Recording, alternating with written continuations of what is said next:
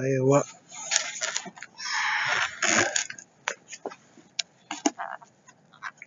tinokuchingamidzai hama pano pachirongwa, tichikutambirai zvakare kuti titaure pamusoro porubhabhatidzo noruponeso rwenyu nekuyambukira Paseka.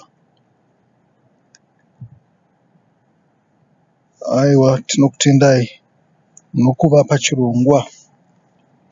Tiri kuendera mberi tiri pana Mark wechipiri. Tichataura zvishoma.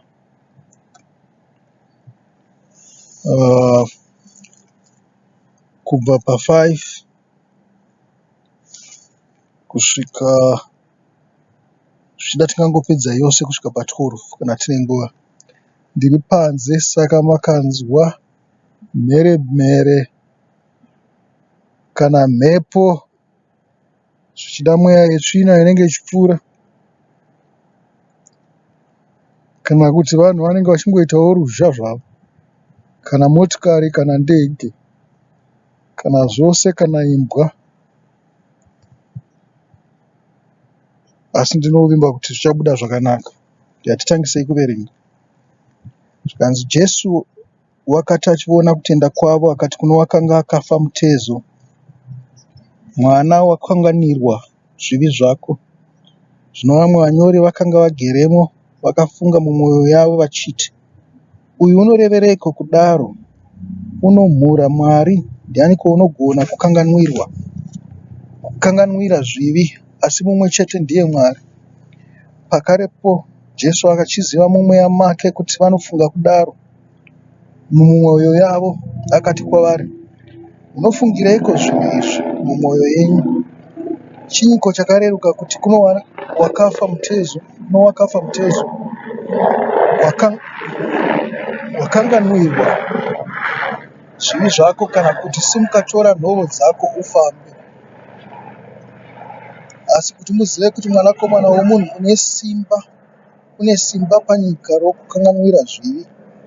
Akati kumunhu wakanga akafa mutezo, ndinoti kwauri, simuka, tora nhoo dzako uende kumba kwako. Pakarepo akasimuka akatora nhoo ndokubuda pamberi pavo vose. Naizvozvo vose vakashamiswa vakarumbidza Mwari vachiti, hatina kumboona zvakadai.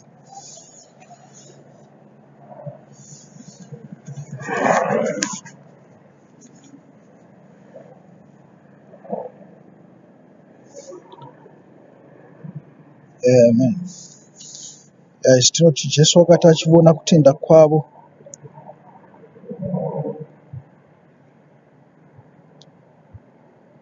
akati kuno wakanga akafa mutezo, mwana wakanganirwa zvivi zvako.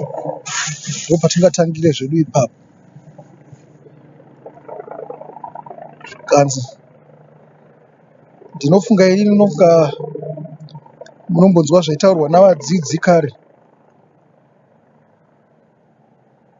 kuti kutenda kwako kana kusina mabasa kunobatsire chii? Zvanzi musangoti munotenda isu tisingaone mabasa acho amunenge muchiita. Zvanzi unoti unokutenda asi ini ndino mabasa.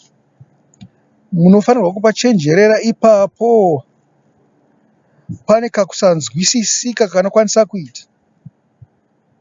Hatisi kuti mabasa ekubatsira vanhu akashata, nekuti ndo zvinotaurwa paIsaiah 58 atakamboverenga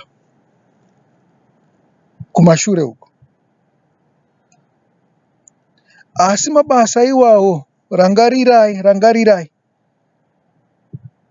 munonzwawo Kristu achitaura kuti mabasa iwawo nyangwe navasingatendi vanoitira zvimwe chetezvo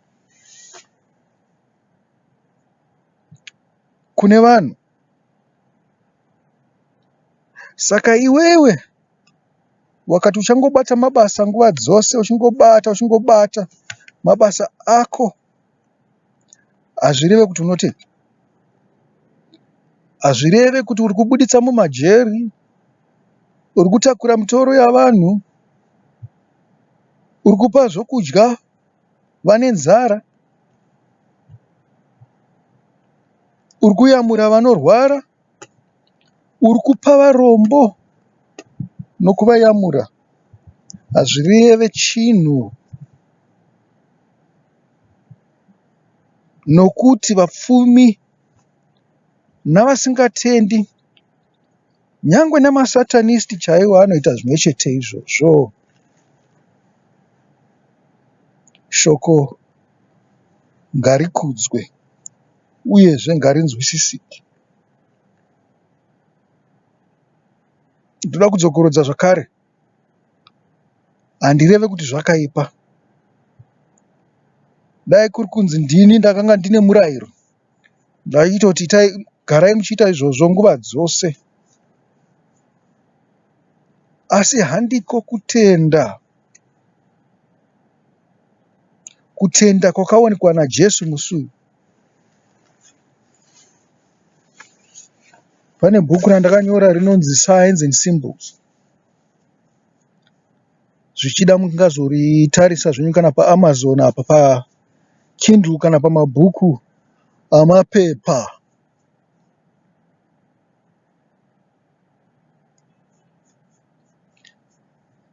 Ndo havaite parchment kare kana pamascroll. Mungazoritarisa zvenyu. Ibhuku rakavanzika rinenge richitaura kuti sei tiri zviratidzwa nezviratidzo. Maona,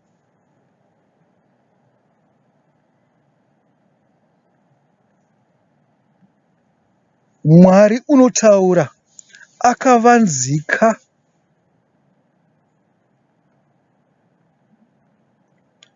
Asi ini munondiziva kuti ndiri munhu unoda kuteerera zvinotaura Jesu. Ndiri munhu wemurayiro. Ndiri munhu wokutsvaga utsvene. Saka ndakati murayiro noutsvene, kururama noutsvene ndikazviwane sei? Ndikatanga kutsvaga masigns and symbols outsvene. Asi zvandakazowana zvakazondikatyamadza, nekuti takataura nyaya yamaperembudzi mavhiki mashoma apfuura. Ndakati maperembudzi chirwere chakanyanya, asi shoko iroro ticharida kuti tibatsire vamwe vedu vanozvikudza. Vana maperembudzi havazvizive, nekuti Mwari pazviratidzo nezvimiririro wakashandisa chibhende. Maona manje, chibhende ndo chaishandiswa muhondo kuti vamwe vasaunzwe kuti urikutaura kuti chii. Zvakangogara zviriko, handifunge kuti kune nyika isina chibhende. Nyika dzose dzine chibhende. Nyangwe shona ini ndinotofunga kuti kana vafana vemazuva ano vachitaura vanenge vachitotaura nechibhende, nekuti zvimwe zvinhu zvacho handinenge singazvinzwi. Handiandastende nekuti ndiri munhu wakare kare. Nguva yandaikurawo ini ndaishandisawo chibhende zvikuru, yatinoti slang. Asi zvasiyana namazuva ano. Ndakataura nematauriro andaitira kare, naivo vachitaura hatinzwanane. Uyezve nyangwe vanhu vanenge vachitaura shona iri straight yamazuva ano, dzimwe nguva ndotadza kunzwanana navo nokuda kwemanzwi avanenge vachishandisa, nokuda kwenguva yapera tisiri pamwe.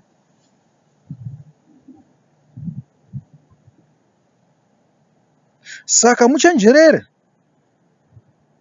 kuti zvamungangofunga kuti ndiko kutenda kungava kusiriko kutenda. Zvingava zvinhu zvinongoitwa nemunhu wese wese asingatende.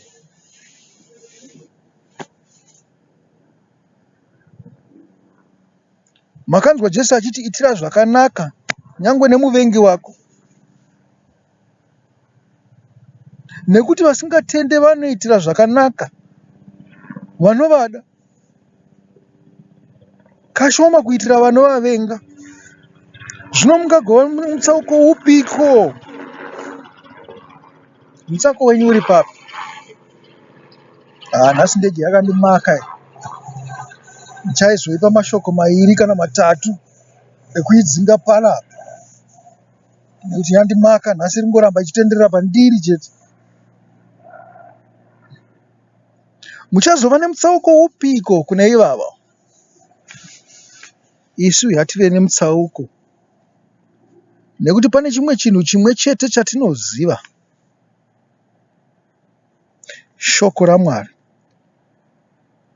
Shoko raMwari tinokwanisa kuritsanangudzo nokuriziva kuburikidza nezvatakadzidziswa naIshe wedu Jesu Kristu. Chingwa chakagara chiripo kubva kare, asi vakanga vanacho havana kuchinzwisisa. Ndosaka vaitadza, ndosaka vaiora, ndosaka vaidonhera mugwenga setsvina, ndosaka vaipedzwa nemoto kana kumedzwa napasi kana kurumwa nenyoka, nekuti vakanga vasinganzwisise. Imi nzwisisai kuti zvinhu izvozvo zvisaitike kwamuri, muregedze kurwara. Ndokunotaura Ishe wedu Jesu Kristu. Munorwara nekuti munenge musingatende. Hakuzi kuti ina handirwarewo, ndinorwarawo futi. Asi hatiregedzei kurwara. Ndinoziva chikonzero chekurwara kwako. Dzimwe nguva ndinenge ndingori wiki kuti ndirwise chikonzero chekurwara kwako. Saka Satani anobva ati mukana wasvika. Mukana wasvika. Ndopedzisira ndorwara. Nekuti chinenge chandibata ichocho chirwere chacho chekuti wakufanirwa kuita zvakati manje. Ndongopedzisira ndati rukutu ndavata pasi. Chirwere chinenge chandisimbira. Ndozomuka zuva rachena, zvichida zvinenge zvapera. Ndakati budei panze, ndakutonzwa zviri nani nekuti zuva rinenge riko rakajeka. Chiedza chimiriro chaKristu Jesu mambo wedu. Paunenge uchifunga kuti kunenge kwakakwidibira nechando, kazuva kaubuda, iwe wobuda wodziyirwa. Naizvozvo, sekubatawo kwandinoita shoko, ndinobva ndanzwa kudziyirwa mangwanani ndichisa munyengetere yangu yamangwanani. Ndobudira kunze ndoona zvinhu zvose zvakanaka. Kurwara kwapera.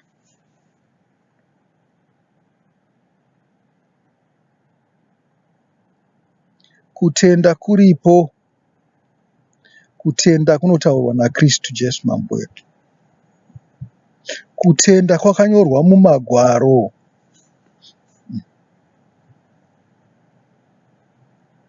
Ndiko kwamunofanirwa kuratidza. Isu takataura kuti zvose zvekutakura nhoo izvi, zvose zvokuwana pamukova pakazara vanhu, zvimiririro zvezvimwe zvinhu zvaiitika. Ndakati kuti tizviite zvishoma, kuti tizviite a nutshell, zvinoreva kuti Jesu naMwari vanowandirwa.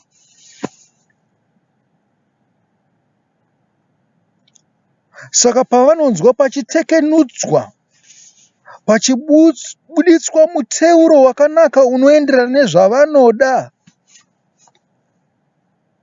ndipo pavanoteerera. Havangotarisa mabasa aunenge uchiita. Vanokwanisa kukupa kana kuwedzera pfuma nekuda kwemabasa aunoita kuti urambe uchiita mabasa iwawo, nekuti uchapedzisira wabatsira nevanhu vavo. Asi hazvireve kuti unoenda kudenga. Wangozviitirawo zvinhu zvapanyika kuti iwewe ukudzwewo, kuti iwewe uraramewo, kuti iwewe mwoyo wako ufare. Isu yatiitirei Jesu? Yatiitirei Mwari wedu? Yatitsvagei kuti mubhaibheri umu kunonzi kutenda kwacho kunenge kuchirehwa ndekupi. Hakuna kungoti ndiri mukristu usingazivi kuti kutenda ndekupi. Tsvagai mubhaibheri kuti kutenda kwacho ndekupi. Vamwe vanongofunga kuti kutenda kuti ndakati Jesu mumiriri wangu. Vose vanotaura izvozvo. Kana mhondi dzinotaura izvozvo. Hamuoni kuti mhondi hadzidi kuvigwa kana pasina kana pastor? Ndozvangofanana neizvozvo izvi. Saka musafunga kuti makati mumiriri wenyu zvinoreva kuti makaponeswa. Kwete. Itai zvinorakidza kuti makaponeswa. Nokuti iye Ishe wedu ishoko. Maona. Zviito nezviratidzo. Haazi wokungotaura nemuromo. Asi iwo muromo unobatsira zvawo. Mungazoti ndakakurambidzai kuti mupupure Jesu. Nekuti ndiwo watinoshandisa kupupura, kurumbidza, kunamata. Zvose tinoshandisa muromo. Saka chiti ngaugare wakachena nerurimi rwako rwakachena. Shoko kupupurazve. Ndosaka tichibata Pisarema 1:9 pamasabata oga oga. Nekuti inotitaurira nyaya yokunaka kweshoko raMwari.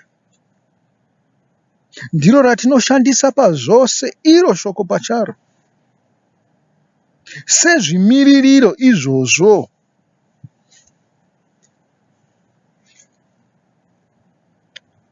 Ndichapinda zvangu dhipa kana toita zvemuteuro waishe wedu. Asiko zvino izvi ndombomirira ipapo. Chikuru chiripo ndechekuti zvingunzi rakidzai kutenda kwenyu. Saka kana musina kukuratidza, Kristu haakuoni, Mwari haakuoni.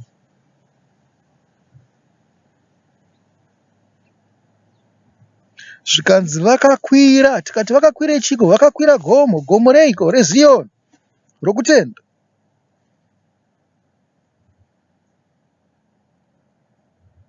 Gomo ndo rine chiko, ndo rine murayiro yaMwari.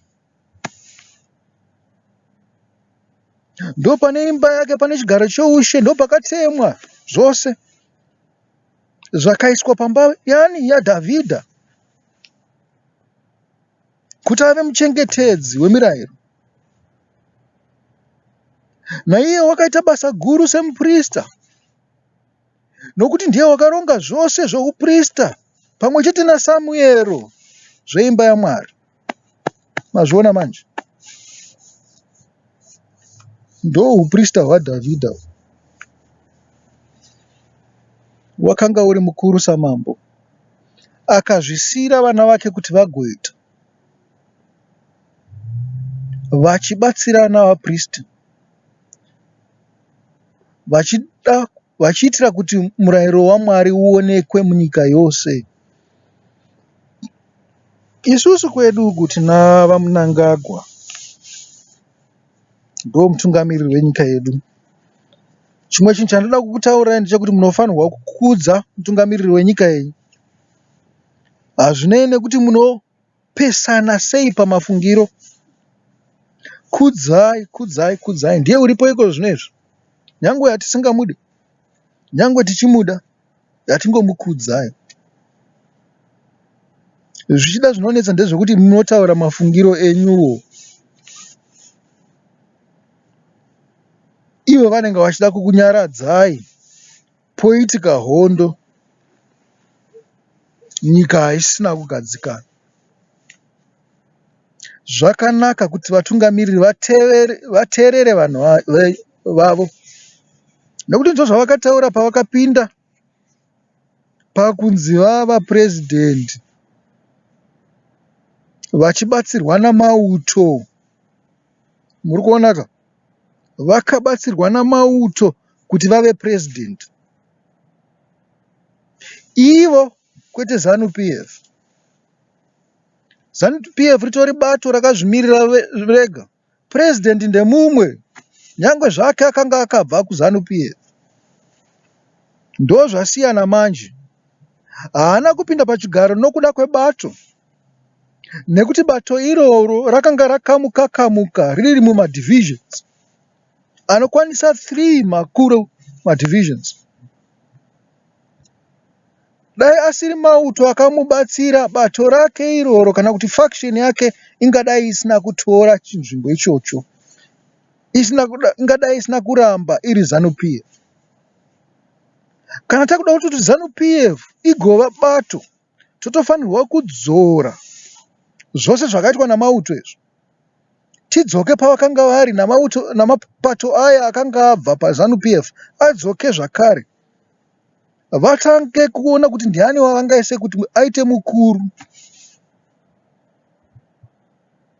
Izvi zvinongoitirwa chete nekuti mauto akapindira. Mauto haafanirwa kuva nechinhu chinoita nebato. Maona manje, mauto haazi bato, nekuti aripo kushumira vanhu vose venyika, hazvinei kuti ndevamapato api. Saka kana ava kushumira bato havachanzwisisa. Kana zvinhu zvavo hazvivafambire zvakanaka.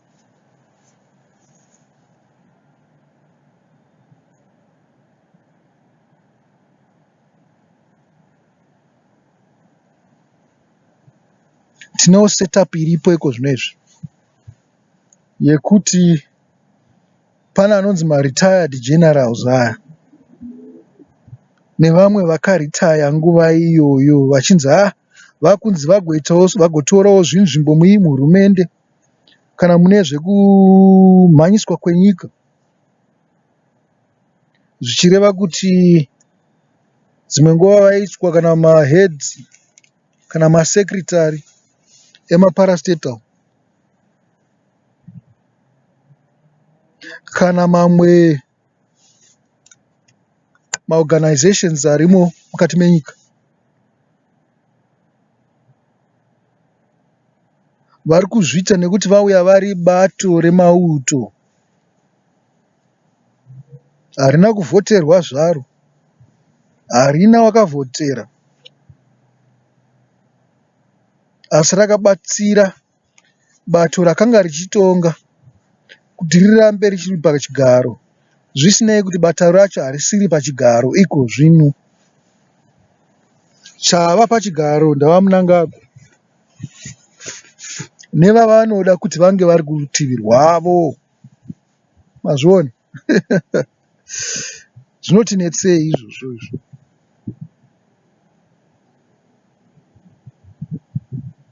Asi isusu ngatikudzei vakuru vedu.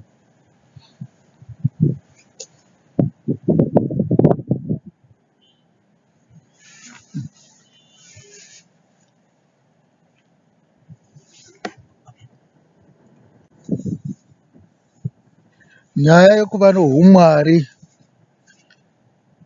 haizi nyaya yekuti unongoita chinhu chaunofarira chete kuita, kana kuremekedza zvaunongofanirwa chete kuremekedza. Unofanirwa kuremekedza Mwari mbune pachake nezvaanoda. Vazhinji vedu ngatingwarire kuti tinoremekedza zvakataurwa nevari pasi paMwari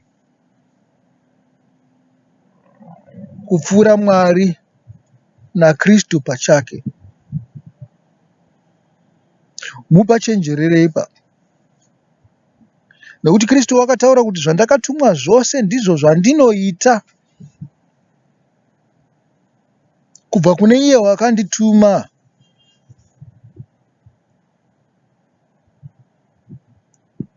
Wakati basa iri harizi rangu, nderewe uri kumusoro kwangu.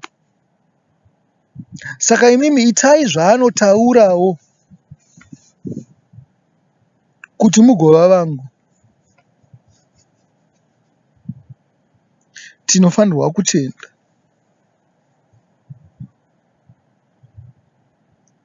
Pane rimwe inzwi ratakataura kare rinonzi authority. Tikati ishoko raMwari, tinofanirwa kutenda shoko. Ndiro ratinoshandisa sesimba rokukunda muvengi. Rine zvinhu zvatinofanirwa kuita zvine zvimiririro nezviratidzo.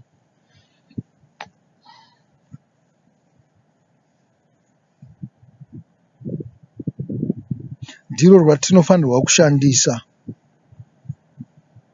Saka ngandishandise iroro, kukwira gomo. Vamunangagwa nenyika vachikutungamirira, handizive kuti kwavari kuenda ndekupi zvangu. Ini ndinoona zvakanaka zviri kuitika mukati menyika. Asi panyaya yokuti Mwari anenge ari pamusoro pekutungamirira, nyangwe navatungamiriri vacho vatinofanirwa kurispekta, ndo yandichine mubvunzo nayo. Ndo patichine question mark napo ipapo. Kuti ngavaregedze kushingirira kuchengetedza chinzvimbo. Kwete. Ngavashingirire kuita zvinodiwa naMwari. Zvinhu zvose zvichaita fall into place. Makashingirira kuita zvinoda n'anga nemasvikiro nemudzimu, munopedzisira mabatana nezvinhu zvasatani zvinenge zvida kuparadza nyika.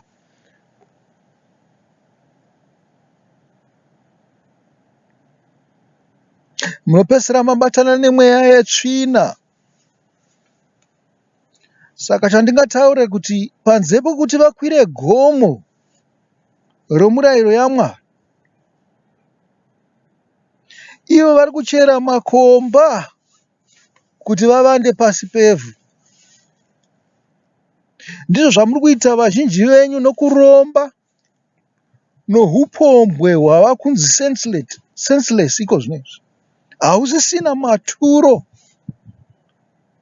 Watopfuuridza pasiteji yekunzi hupombwe. Hachaziva kuti tohuti chii. Ndizvo zvimwe chetezvo neuroyi hwanyanyisa. Hwapfurikidza siteji yekunzi uroyi.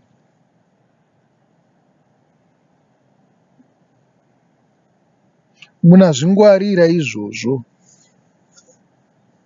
Maita sevaya vanotaurwa kune zvakazarurwa nokuvaprofita, kuti zvainzi paitaurwa shoko raMwari vakatsvaga pokuvanda. Shoko raMwari rakaramba richitaurwa, vakatsvaga pekuvanda pamikaha yamatombo. Vakati gomo tifushire, vakati gomba timedze, kuti tisaone mitemo yaMwari, kuti tisaone Jesu, kuti tibve kure zvakanyanya naJesu. Maona manje, ava vana vakakwira gomo. Zvandiri kuona zvingadai zviri kuitika panapa, zviri kutaurwa navanhu pamusoro pavamunangagwa navamwe, zviri kuratidza kuti vari kuchera gomba rokuti vavande kuna Jesu. Kana zvamuri kutaura zviri chokwadi, semunhu anenge achitarisa zvinhu ari kure,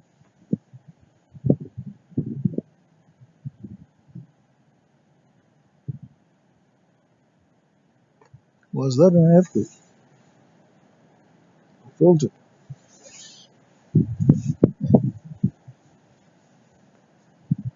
Nemiwo muri kuzvitsverera makomba ekubva pamirayiro yaJesu kuti muzvivanze kubva pana Jesu.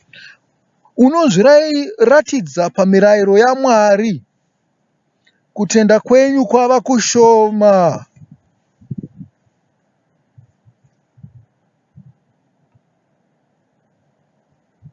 Kwirai gomo. Muzive zvimiririro nezviratidzo. Ndizvo zvamunofanirwa kuita kurakidza kuti Mwari wedu mupenyu naJesu mupenyuwo.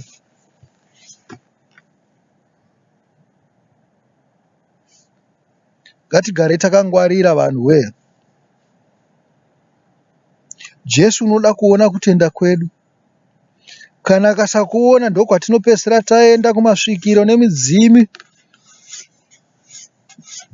Tinopedzisira taenda kun'anga nekutsvaga uroyi nokuromba nokuita zvose zvinorambwa neshoko raMwari.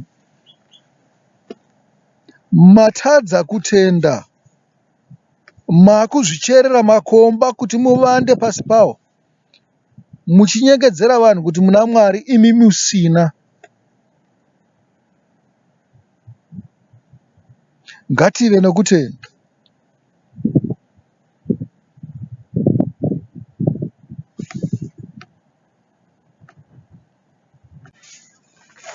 Shoko riri kutaura kuti Jesu wakati achiona kutenda kwavo, akati kune wakanga wakafa mitezo, mwana waregererwa zvivi zvako. Tikati isusu wakanga wakafa mitezo, haaziriye akanga ava nokutenda kwakaonekwa naJesu, asi vakauya naye, zvichireva kuti tinofanirwa kuitira sei? Kutenda kuti tibatsire hama dzedu. Muri kupanzwa ka? Tinofanirwa kutenda kuti tibatsire hama dzedu, kutenda kwedu kuonekwe. Hazvisi zvekupa mawheelchair, hazvisi zvekuendesa magumbezi namasaga ehupfu kana masaga eshuga. Rubatsiro rwudiwa apa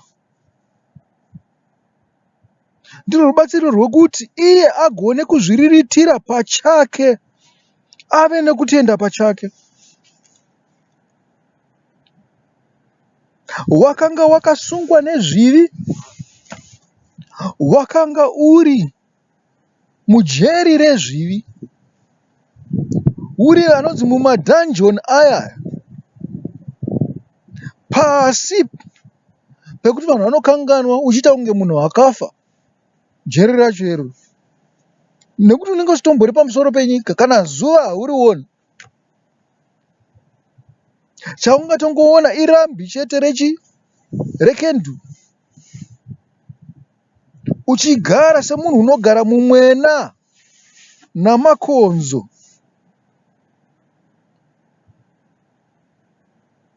Handizoti makonzo ane mweya, asi anofa nawo. Vazhinji vacho munoti chese chinenge chichibuda kubva pavhu imbeva, zvikazi makonzo ndo anogara mudzimba.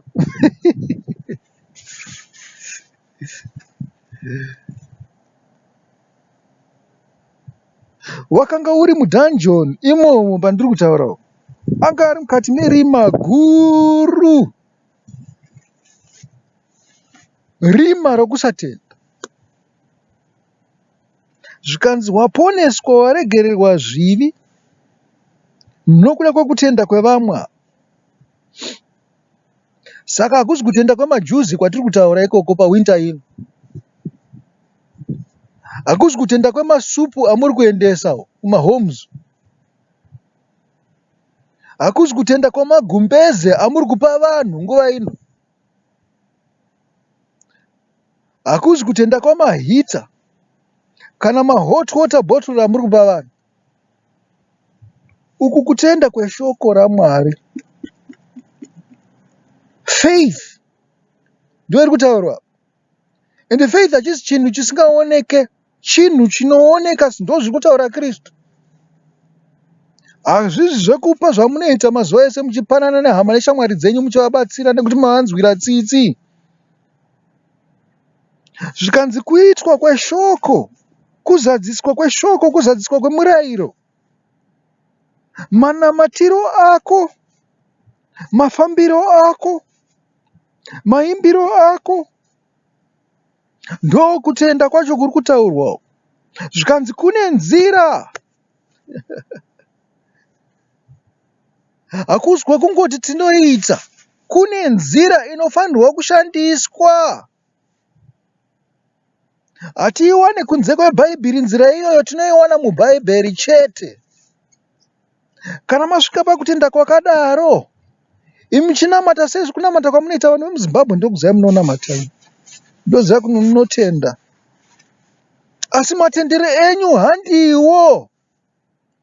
Tendai nenzira yaJesu Kristu. Ini zvangu ndoda kuti ndikukurudzirei kuti mutende nenzira yaJesu Kristu.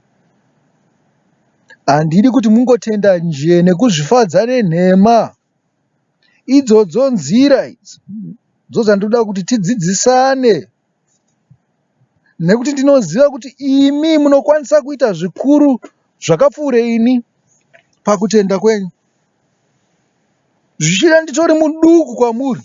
Nekuti ndakaona vanhu vanotenda muZimbabwe vaitenda zvavo Mwari achivaitira zvimwe zvinhu, asi vakanga vasingatende nenzira dzaKristu nedzaMwari.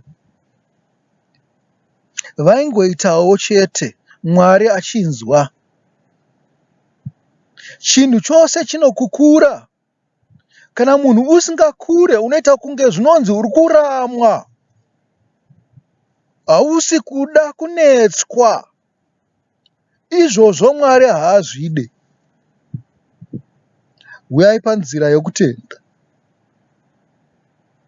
Ndiyo yatichakuridzirana. Ndiyo yatichatsvaga. Ndiyo yatichaita kuti zvinhu zvitiitire zvakanaka munyika yedu. Mwari akamboedza kureza vaprofita vakasiyana siyana vakangouya neGosperi rataingowana mazuva amadzibaba edu. Harina kumbochinja. Pakaita mapasita mazhinji, asi zvinhu zvakatobitirira zvichienda kumawere. Yatisandurei matenderedi. Tionekwe naMwari, tionekwe naKristu. Tinoda kubata denga. Ndakambokuudzai kuti vakai temberi dzenyu dzibate denga. Muchibatsirwa neni? Muchibatsirwa naniko? NaJesu, naMwari ndo chete vanokwanisa kukubatsira. Hakuna mumwe anokwanisa kukubatsira. Isu tingangokutaura kuti munoita zvipi chete, asi hatingakubatsirei kuvaka temberi idzo. Munovaka mega. Tinongokunongedzerai kuti muBhaibheri pakanzi chakati, Bhaibheri pakanzi chakati. Imi moenda ipapo mondovaka.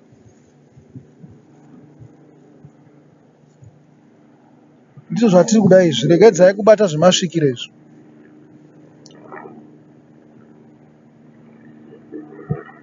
Mweya weMwari unonditaura kuti ndiri vhesas.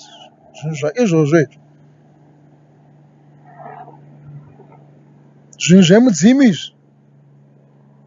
Zviri vhesas kuna Mwari izvi. Zvinhu zvekuromba nehuroyi izvi. Hakuna muroyi unoenda kudenga.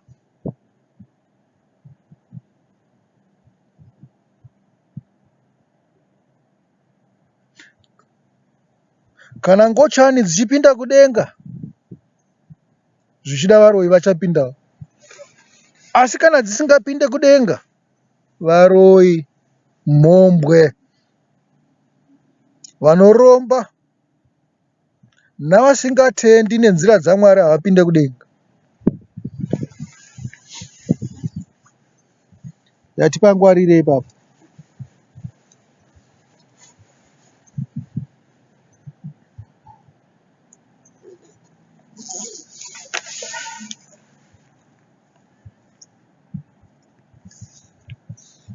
Toda hama dzangu kuti mutende. Ndinofunga kuti irombo rakanaka kuti takapuwa nzira iyi. Kuti ini handifunga kuti ndiri ndoga. Hama dzangu ndinotenda kuti tine rombo rakapuwa zvinhu izvi naMwari.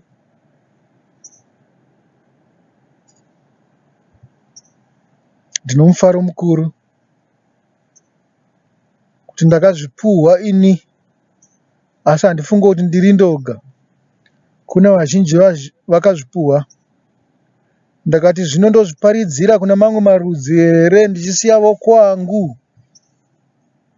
Ko zvinotaurwa naIsaiah 58 ndezvipi? Kuti usafuratira wokwako, rangarira wokwako. Ndikati haiwa, zvandakapa vatorwa namamwe marudzi zvakwana, kana vasingade ngavazvirashe zvavo. Ini ndouya kwavangu ndovadzidzisa, kana makazviramba zvazvenyu izvi. Ndosaka ndichiti take it or leave it. Muite zvamunofunga kuti zvinokubatsirai. Asi pangu ndinenge ndapedza napo. Hamuzi vanhu vangu, imi muri vanhu vaMwari. Ukama hwandinahwo nemi chete ukama hwokuva muna Mwari pamwe chete. Hakuna humwe ukama hwandinahwo nemi. Muri vanhu vokwangu nekuti ndakabva munyika yenyu.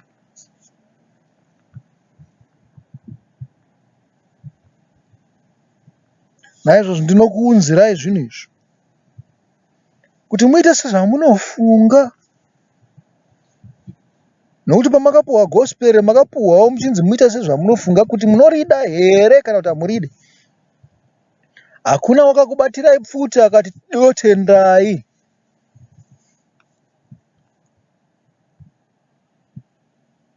Zvichida zvakanzaro zvarakauya navachena. Nekuti vachena vaita nekamupengero kavo kanotaurwa mubhaibheri. Asi ina handina izvozvo. Kwavari ndakaenda ndikati, kana muchida torai, kana musingadi siyai. Mwari hazi Mwari wokumanikidza. Haatoda kumanikidza. Unoda kuti muite nemwoyo yakafara nokugamuchira. Naizvozvo unokuvhurirai zvizhinji. Imi makazvirambawo, zvangu zvinenge zvaita. Zvangu zvinenge zvaita. Ko munogoti zvinenge zvako zvinenge zvaita sei? Isitazviramba. Nekuti hamuzondinetsa zvekuzvibvunza kuti ko apa tinoita sei, apa toita sei? Munenge mazviramba. Saka munenge matondibvisa joko rinenge riri pamutsipa yangu, randinenge ndakaiswa naKristu. Zvangu zvinenge zvaita. Ndinenge tototarisira denga kuti kana Mwari akanditora zvake, ndapedza basa. Ndo pamakaimba paya kuti hande asi basa ndasiya ndapedza. Ndinenge ndapedza basa ipapo. Zvokuenda ndo zvandinenge ndakuitira, nendangozviitira inini. Ndinenge ndisinaitira ruzhinji. Zvinenge zvisina kana mwana, kana hama, kana mukoma, kana munun'una, kana mukadzi. Zvinenge zvangova zvangu chete inini. Hakuna chinhu chiri nyore nongozviitira woga. Chamuka inyama. Maona. Haufunge kuti ninge achazodya here? Ko ninge ucharara nenzara here? Ko patine chavamboswera wawana here nhasi uno? Maona manje. Kana iwe wakarara nenzara, ndiwe warara nenzara. Ndione kuchiziva kuti muviri wako wakamira sei. Kuti wapedyo nokuda kufa nenzara here kana kuti uchiri right. Saka ndipo pandinenge ndasvikawo ipapo. Ndipo pane mufaro wangu mukuru. Nekuti chandinenge ndakuitira apa ndechekuti ndangonangana naJesu naMwari chete. Zvenyika ndinenge ndaita sei? Ndapedza. Makasazvigamuchira, ndokukurumidzawo kwangu kukwira gomo. Makazvigamuchira, ndinenge ndichine mazuva.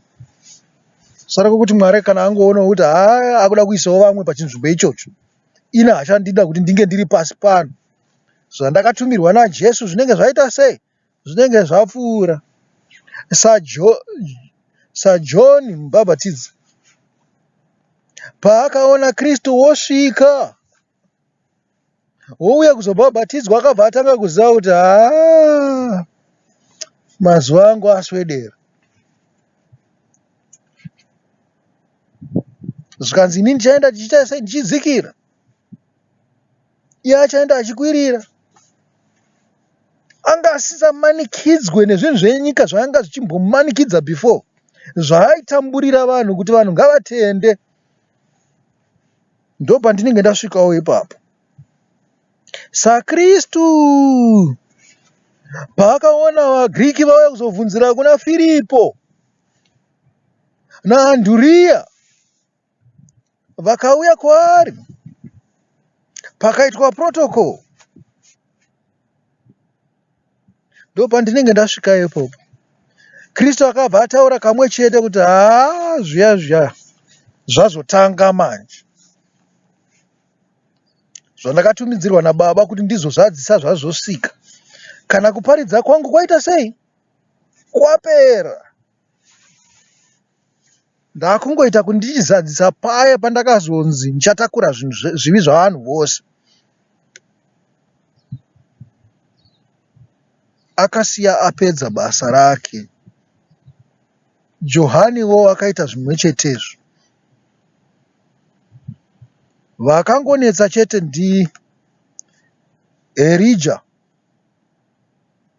Elijah na anonzi Enoki,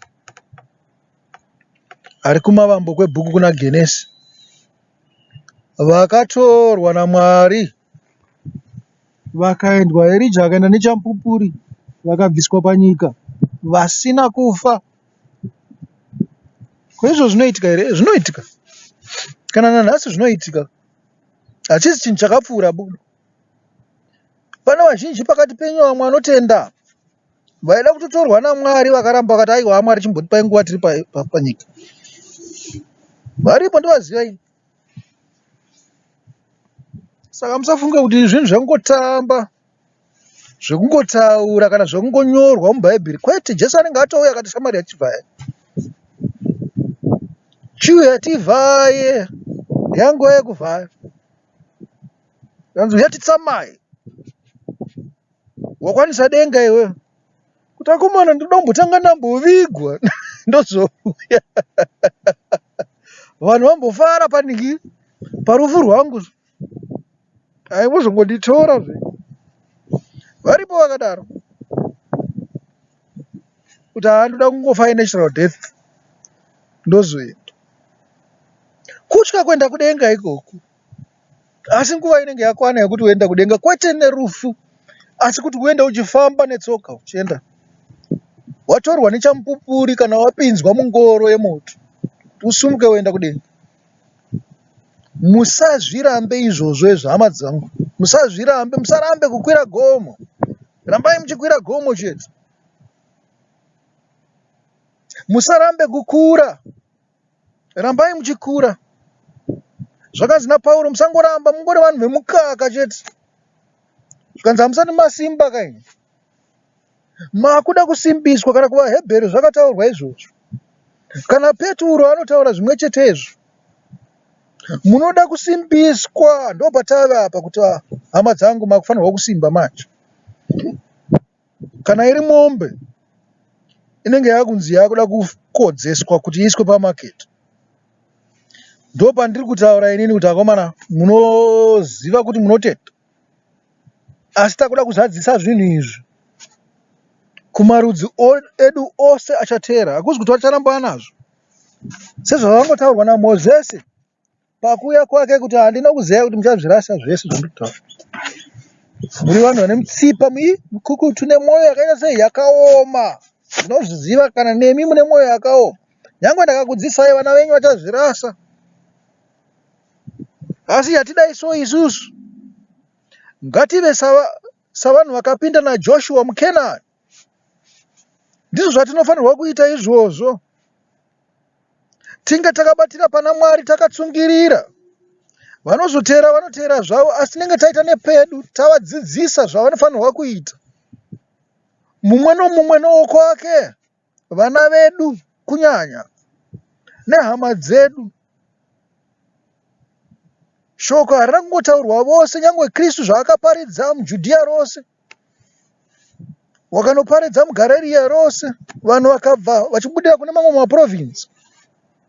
Ivo vakauya kuzonzwa ndivo vakazotakura shoko vakaenda kune vamwe vakanoriparadzira kuti rizosvikawo kwatiri isusu takanga tiri kumhenderekedzo dzenyika. Pane rimwe shoko rakabuda rekuti zvanzi vanhu vatema vakanga vasiri kuAfrica koga, vakanga vari kuAsia vachigara kunana China kunana Hungary nekunana India. Vamwe vatori kana America, vakatozofamba vachienda America. Vamwe vanga vachingogara ipapo panzvimbo idzo dzanzi but marudzi nekuda kwokurwisana kunotaurwa mubhaibheri.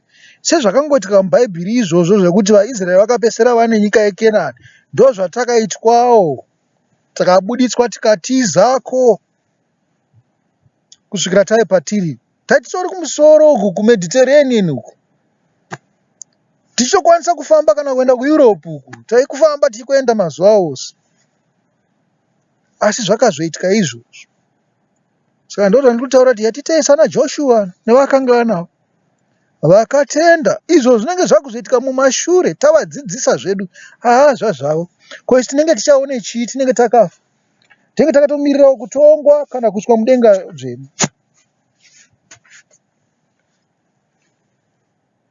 Yaititendeiko zvino izvi? Ndasvika panguva yekuti kunenge wakutanga kunaya zvakare. This time handisi pasi pemuti wakapararira nekuti ndatya vaya vanozonongedza kuti mamona hoyo wapinda zvakare pasi pemuti wakapararira kuti anamatira aripo. Tatakomana ndikanzwa nekutwa nayo. Saka mvura yonaya kudza nditsvage pekuvandira. Ndinenge pasi pemuti wakapararira. Zvingaite here? Asi hatitei izvozvo hama wadiwa. Ndezve ndingopedzisa chirongwa nditi akomana, ida Jehova Mwari wako nomwoyo wako wose, nesimba rako rose, nepfungwa dzako dzose, nendangariro dzako dzose, nezvose zvauri. Idawo kwako sezvaunozviita iwo. Ndiyo mirayiro miviri iyoyo inozadzisa zvose.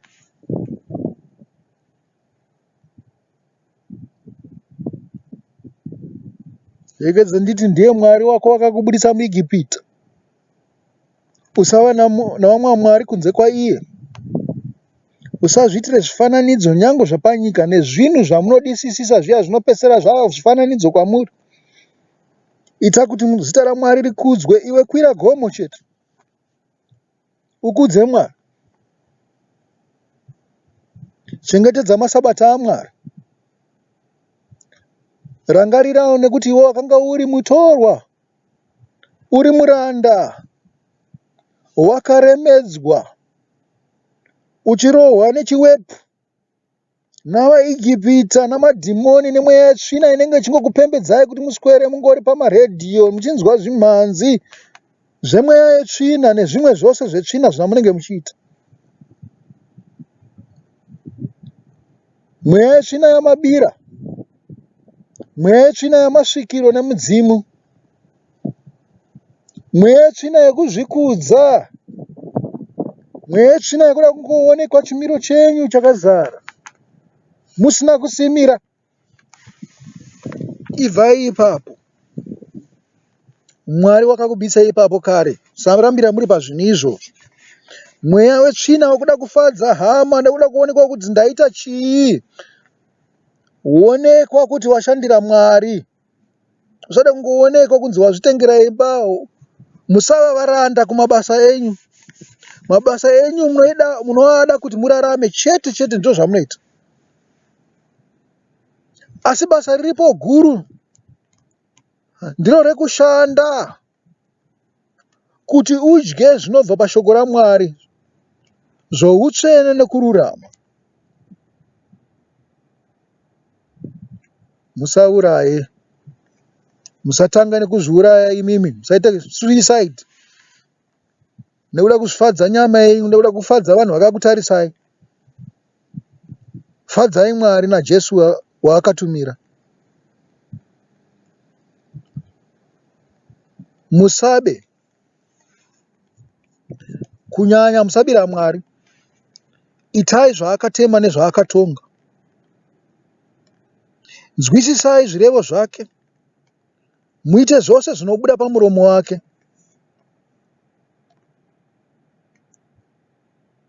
Musaita upombwe. Musabva pane chibvumirano chamakaita zvamakatendeuka kuna Jesu, muchiti makuzvipa kuna Mwari kuti muve varanda vaMwari.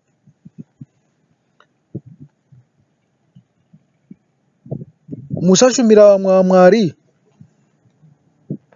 Makanzwa zvichitaurwa kunzi musava varanda vemari navaranda vaMwari. Zvikanzi hamungave namadzishe mairi panguva imwe chete. Uchada mumwe uchizvidza mumwe. Kana wakada Mwari uchazvidza mari, asi kana wakada mari uchazvidza Mwari. Musaita upombwe hwemuviri, hwekusvibisa miviri yenyu. Zvikanzi ziso rako kana richiita upombwe, ridzure kuti upinde umambo hwokudenga hune ziso rimwe chete. Uchiziva kuti rimwe rakadzurwa nekuda kweupombwe, saka hauchada kutarisa zveupombwe. Hausisina mweya wokuda upombwe, mweya wekuba. Kana ruoko rwako ruchiba, rudimbure. Kana ruchiuraya, rudimbure. Uzive chakabvisirwa ruoko irworwo kuti uregedze kuita sei urambe uchipamhidza zvinhu zvimwe chete izvi. Ndosaka kumaArabhu vanga vane sharia. Asi zviri kutaurwa spiritually apa naMwari naIshe wedu Jesu Kristu. Hazvisi kutaurwa kunzi dimbura. Kana uchida unodimbura, kuzadzisa murayiro, kuzadzisa kururama ikoko, kuti ugare uchirangarira. Zvakafanana nematasera, zvakafanana nevaRoma vanoita zvenhingi zvechuma ine minamato. Ndizvo zvimwe chetezvo. Unenge wazadzisa zvakatonyanyisa kupfuura vaRoma, vanongoita zvinenge zviri pahanzu dzavo chete nebhazvuma.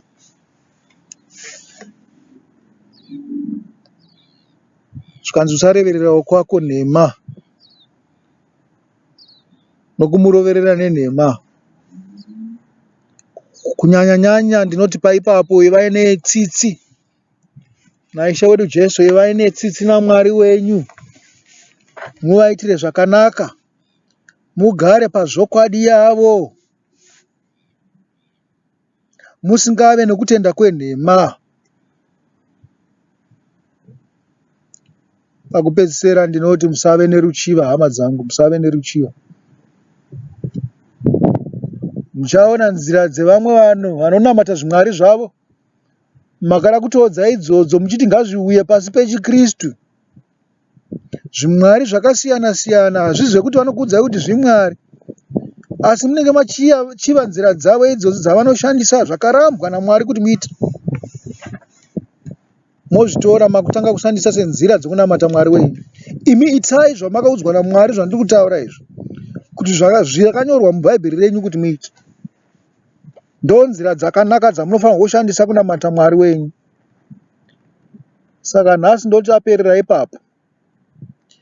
Tichisangana zvakare muchirongwa chinoteera. Mwari ngaave nemi, akuropafadzei, akuvhenekerei. Amen.